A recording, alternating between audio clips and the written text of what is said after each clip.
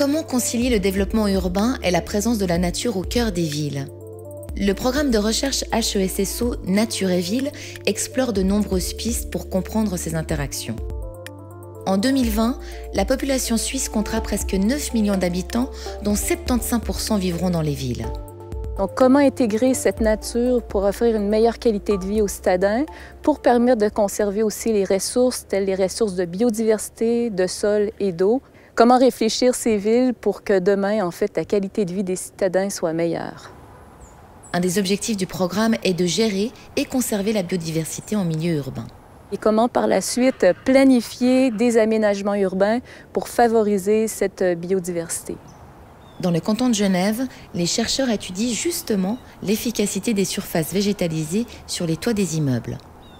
Donc l'objectif est de voir ces toitures, est-ce qu'elles contribuent de façon favorable à la biodiversité, et également comment ces toitures contribuent à retenir l'eau, donc vraiment à jouer un rôle au niveau hydrologique. Particulièrement dans le contexte du réchauffement climatique. Un autre projet se penche sur les fonctions du sol pour réguler le climat en milieu urbain. On remarque dans les villes, il y a un effet d'îlot de chaleur, donc on remarque une augmentation de la température au niveau urbain de 5 degrés et même plus suivant les endroits. Ce phénomène est dû aux surfaces bétonnées des villes. Ces revêtements retiennent la chaleur du soleil, contrairement à des sols végétalisés qui la réfléchissent. Pour analyser cette situation, les chercheurs de la HESSO ont cartographié les températures des sols urbains. Grâce à un ballon sonde qui utilise cette petite nacelle, on a la vitesse du vent, la direction du vent, la température et l'humidité.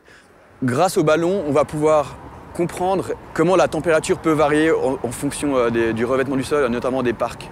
Donc, est-ce que le sol peut être un élément qui contribue à réduire cette température et quel type de sol permet de le faire? Donc, c'est un peu l'objectif du projet Terre-Sol.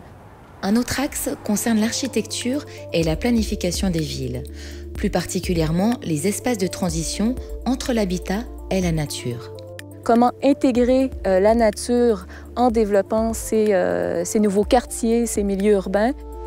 La densification de la population urbaine et le développement des villes créent souvent des défis environnementaux. Densifier, ça veut dire occuper plus de terrain, plus de sol.